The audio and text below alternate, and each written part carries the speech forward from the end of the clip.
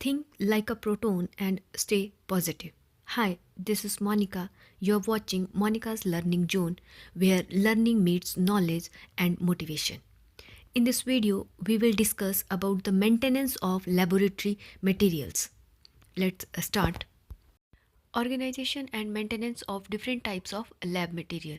तो यहाँ पे हम 6 तरह की ऑर्गेनाइजेशन या मेंटेनेंस करेंगे, जिसमें हमारे पास आती है storage of chemicals, placement and maintenance of equipments, maintenance of records, guidelines for teachers, guidelines for students और गाइडलाइंस फॉर लैब असिस्टेंट। तो चलिए डिस्कस करते हैं इनको वन बाय वन। तो first of all storage of chemicals. तो chemicals को हमने एक प्रॉपर वे से स्टोर करना है, जैसे कि group the chemicals in a systematic way. उनको अल्फ़ाबेटिकल ऑर्डर से हम अरेंज कर सकते हैं। Arrange the elements and their compounds in which they occur in the periodic table, या फिर group all elements and their similar components together, एक साथ हम उनको रख सकते हैं। ठीक है।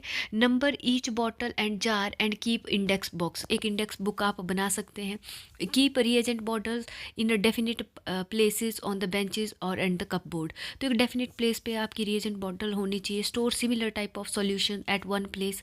Use same type of bottles for a particular type of reagent. Use coloured bottle और bottles with spots of coloured paints, है ना। Always store large bottle on floor and not on shelves, कि जो जितनी भी बड़ी बॉटल्स हैं उनको हम सेल्व्स की बजाय फ्लोर पे हम उनको स्टोर करें। ऑलवेज वाइल स्टोरिंग जो है, मतलब कंसनट्रेटेड एसिड्स या जितने भी एसिड्स हैं उनके लिए हम जो है उन बॉटल्स को एक तो फ्लोर पे हम करें और keep in bracket with sand, और सैंड से जो है उनको कवर करें। Store bottles containing inflammable liquids in a cold place outside the main lab. ठीक है। Store hydrogen provide in an air tight tin. और last, while phosphorus be stored under water and sodium be stored in kerosene oil, कि मतलब जो जैसे कि sodium है वो कैरोसिन ऑयल में स्टोर करें। तो ये कुछ स्टोरेज है केमिकल्स की, कि हमने किस तरह से जो है उनको ऑर्गेनाइज करना है और किस तरह से उनको हमने अरेंज करना है। नेक्स्ट है आपके पास placement and maintenance of equipments. अब देखो इक्विपमेंट्स हमने किस किस तरह से रखने हैं। तो कीप इक्विपमेंट सिस्टमेटिकली अरेंज, एक सिस्टमेटिक वे से रखने हैं, और उन कॉमनली यूज्ड इक्विपमेंट्स को साथ में रखें। Equipments and electronic devices should be away from the spills, और glass operator should be placed in separate shelf. तो ग्लास के जितने भी ऑपरेटर्स उनको हम जो है एक सेपरेट सेल्फ में सेपरेट कप बोर्ड में रख सकते हैं।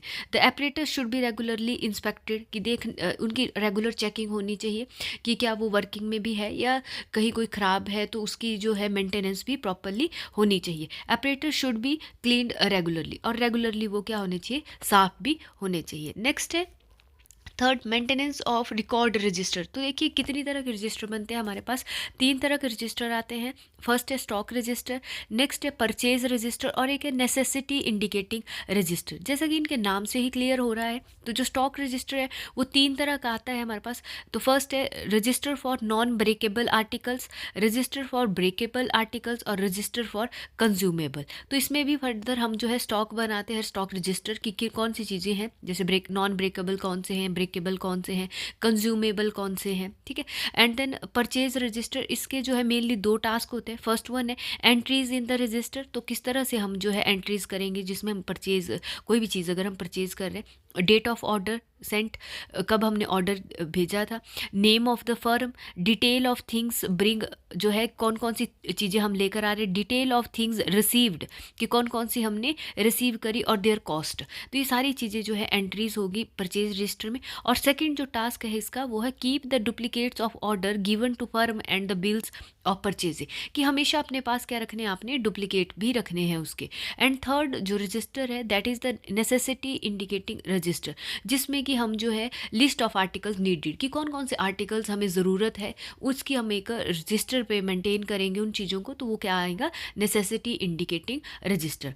नेक्स्ट जो बात आएगी that are the guidelines for the teachers, guidelines for the students, और guidelines for the lab assistant. तो फर्स्ट ऑफ ऑल बात करते हैं टीचर्स के लिए।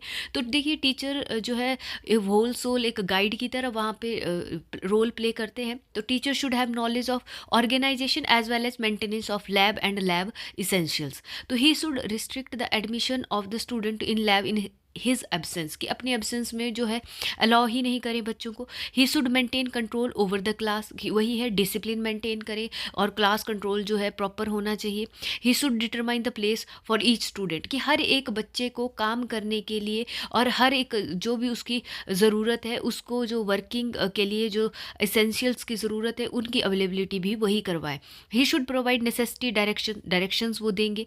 Students should be cautioned by him regarding the unknown articles and other dangers, तो उनको जो है वो ये प्रिकॉशंस के बारे में भी वो बताएंगे. ठीक है. Apparatus listing by the teacher और needful direction to student for the use of all essentials, की वही है जब भी बच्चों को ज़रूरत होगी वो डायरेक्शन एक प्रोवाइड करवाएंगे. एंड नेक्स्ट है आपके पास कि he should provide necessary knowledge about common accidents in lab and their preventions और क्योर टू द स्टूडेंट्स, की कॉमन एक्सीडेंट जैसे मान लो फायर है या एसिड बर्न हो गया या आपका जो है बेस किसी ने पी लिया, एसिड किसी ने जो है पी लिया, तो उस ऐसी अगर कॉमन एक्सीडेंट्स हो गए तो उनके क्या क्या वो क्योर वो कर सकते हैं, क्या क्या वो प्रिकॉशंस ले सकते हैं. तो ये सारी चीज़ें कौन किसके लिए हैं, guidelines for the teacher. Next है गाइडलाइंस फॉर द स्टूडेंट. तो स्टूडेंट्स के लिए क्या क्या गाइडलाइंस रहती हैं. तो फर्स्ट ऑफ ऑल है prohibition to the enter the lab in the absence of teacher, कि टीचर की एब्सेंस में आपने लैब में एंटर ही नहीं करना है. सेकेंड है should sit on his place, कि अपने ही प्लेस पे जो है आपने बैठना है, इधर उधर नहीं भागना है और जो असाइन किया गया है काम वही काम आपने करना है. नेक्स्ट है chemical bottle and equipment should be return, कि टाइम टू टाइम जितना अपना यूज़ हुआ प्रैक्टिकल परफॉर्म किया, एक्सपेरिमेंट किया और जितने भी आपके केमिकल्स है या बॉटल्स है या इक्विपमेंट्स है उनको टाइम टू टाइम आपने फिर वापस भी करना है. वेस्ट फिल्टर पेपर और जितने भी वेस्ट है ना, वो सारी चीज़ें का थ्रोन इनटू द सिंक्स. ठीक है. तो उनको जो है सिंक में नहीं थ्रो करना है, उनको कहाँ डालना है, आपने डस्टबिन में डालना है. अवॉइड प्लेइंग विद एपरेटस, कि बच्चे क्या करते हैं मोस्टली जब लैब में जाते हैं तो प्रैक्टिकल के साथ साथ क्या करते हैं, बाकी एपरेटस या बाकी केमिकल्स के साथ भी खेलना स्टार्ट कर देते हैं, तो वो चीज़ भी वो नहीं करेंगे. Clean apparatus before and after using, वही है साफ देंगे आप. और avoid wastage of different material, कि वेस्ट नहीं करेंगे डिफरेंट मटेरियल्स को, चाहे वो इक्विपमेंट्स की बात है चाहे केमिकल्स की बात है, तो आप उनको जो है एक्स्ट्रा मतलब अवॉइड करेंगे वेस्टेज को. Perform practicals after having complete information, की तभी प्रैक्टिकल आपने परफॉर्म करना है जब आपके पास एक प्रॉपर प्रोसीजर है. ऐसा नहीं है कि बीच में आप कुछ और ही प्रोसीजर के हेल्प से जो है प्रैक्टिकल परफॉर्म करने लग गए. ठीक है. नेक्स्ट है ही शुड हैव, तो ये इस तरह से कुछ बहुत सारी गाइडलाइंस है बच्चों के लिए. He should have the knowledge of the common accident, की नॉलेज होनी चाहिए और अननेसेसरली आर्टिकल्स जो है टेबल पे नहीं रखने हैं. Ensure the material you are using, तो एंश्योर करो कि कौन कौन सी चीज़ें होनी चाहिए. Handle all essential as per prescription of the teacher, की वही चीज़ें हैं जिस तरह से प्रिस्क्राइब किया, जिस तरह से टीचर ने डायरेक्ट किया आपने वैसे ही हैंडल्स ऑन करनी है. और in case of any doubt teacher should be consulted before proceeding, कि अगर कोई डाउट लग रहा है आपको तो आपने किसको कंसल्ट करना है, टीचर को. और बी डिसिप्लिन, कि डिसिप्लिन में आपने रहना है. एंड लास्ट पॉइंट आता है हमारे पास guidelines for the lab assistant. तो लैब असिस्टेंट के लिए क्या क्या गाइडलाइन रहती है, तो सबसे बड़ी बात आती है कि उनको जो है लैब और जो लैब के इसेंशियल्स हैं उनको साफ सुथरा रखना है. Drafting of orders for chemicals and apparatus, की केमिकल्स हैं चाहे आपके एपरेटस है उनके जो ऑर्डर जो ड्राफ्ट करने हैं वो कौन करेंगे, लैब असिस्टेंट. फिर उनको जो सप्लाईज आ गई चाहे केमिकल्स है चाहे एपरेटस है उनको रिसीव भी करना है आफ्टर प्रॉपर चेकिंग. ठीक है. एंड देन आया नेक्स्ट प्रिपेयरिंग सॉल्यूशन. अब उन्होंने जो है सॉल्यूशन भी प्रिपेयर करना है किसके लिए, डिफरेंट एक्सपेरिमेंट्स के लिए भी. और जितनी भी आपकी रिएजेंट बॉटल्स हैं चाहे वो सेल्फ पे है चाहे आपके जो जितनी भी रिएजेंट बॉटल्स हैं वो फुल होनी चाहिए. वो जो सॉल्यूशन प्रिपेयर करेंगे वो कौन प्रिपेयर करेंगे, lab assistant. Sitting of apparatus for demonstration and experiments है ना, जो सेटअप जो है वो कौन करेंगे, हमारे पास लैब एलए आपके पास करेंगे. Maintaining apparatus in proper working condition, तो मेंटेनेंस वो एपरेटस की करेंगे. Keeping all essentials in appropriate place, कि जो चीज़ जहाँ है उसको वहीं पे रखेंगे. और repairing of apparatus when needed, कि जब भी ज़रूरत पड़ेगी तो वो रिपेयर भी कर देंगे एपरेटस को. एंड देन जो है periodically checking of different books available in the lab, और जितनी भी बुक्स है अवेलेबल प्रैक्टिकल से रिलेटेड एक्सपेरिमेंट से रिलेटेड वो भी एक पीरियोडिक उस पे लेवल पे वो चेकआउट करते रहेंगे. This is all about the organisation and maintenance of the lab materials. Thank you for watching. Stay connected for more insights. Bye bye. Take care and keep learning with Monica's Learning Zone. Thank you.